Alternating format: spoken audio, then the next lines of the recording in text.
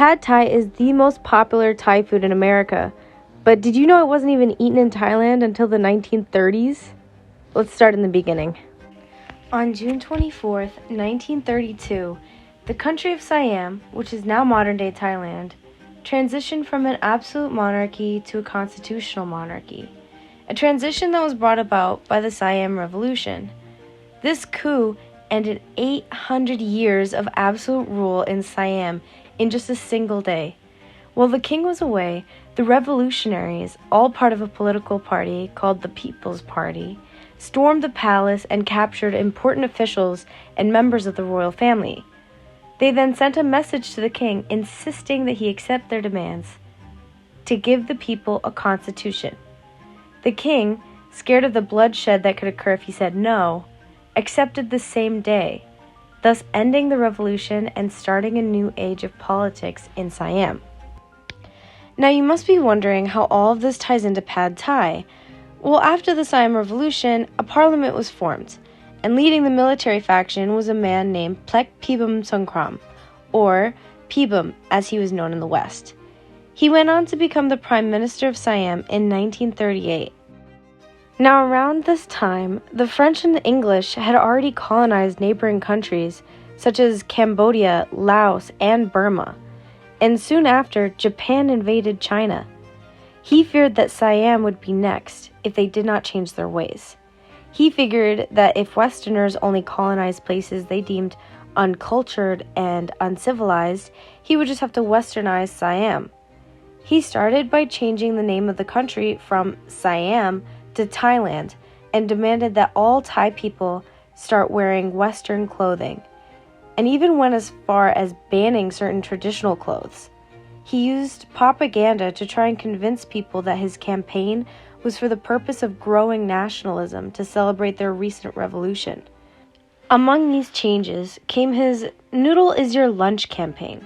He gave Thai citizens free noodle carts and distributed recipes for Pad Thai, naming it the national dish. This, however, seemed odd, as many saw Pad Thai as more of a Chinese-looking dish, but since it was made to be nutritious, there wasn't much backlash against it. Although Phibum would later be pushed out of office at the end of World War II, Pad Thai never really lost its popularity, and eventually made its way to America in the 1950s. And now that we know its history, let's try to make some Pad Thai. Alright, now to start off, I added a clove of garlic and 3/4 of an onion.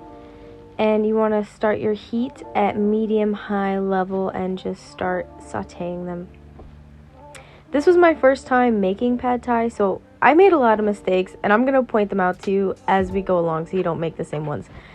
So once you get the onion sauteing, you want to wait until they're like a little bit aromatic and then add your garlic in. And you want these to cook until they're a light golden brown color. Once you get them there, you can just set them aside, put them in a bowl for later. And then you gotta add 9 tablespoons of sugar. 9.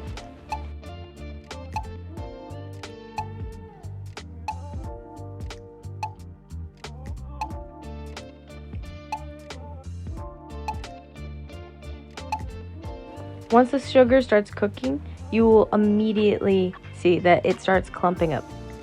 This is normal, and you just have to keep beating up your sugar. Just, keep beating it into submission. It will submit eventually.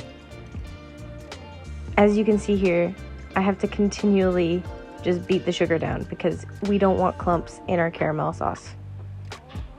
And we need this to be a perfect caramel sauce.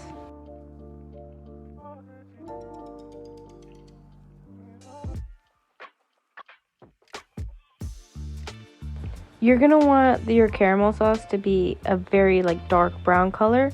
So in order to get it like that, you should leave it to sit, and once you see the bubbles, that's how you know that it's darkening. So you just let it bubble and then you mix it, let it bubble, you mix it.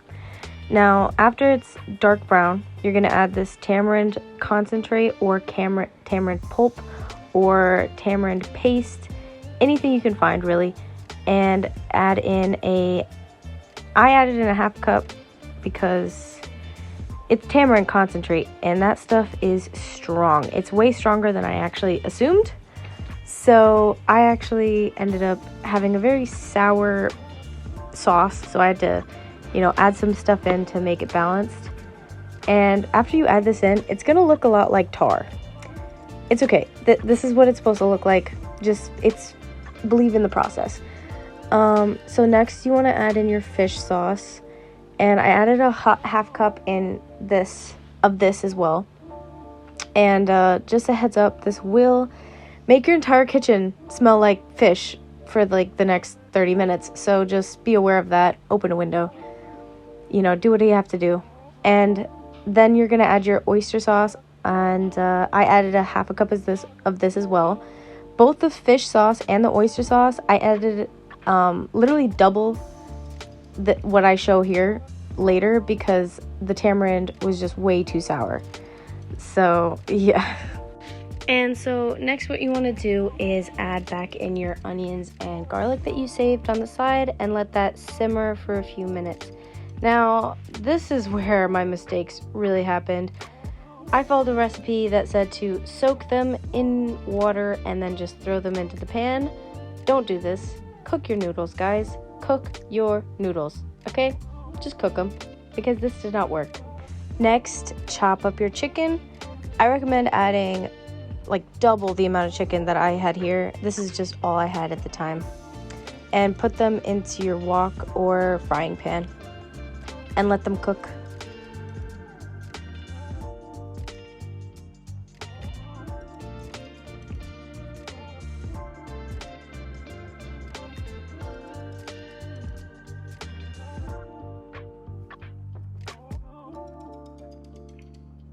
And this is where I almost forgot to add the salt into the chicken. That would have been such bland chicken in our nice noodles. Oh my gosh. And I wanted to add something else to season it, so I added in some Thai peanut sauce.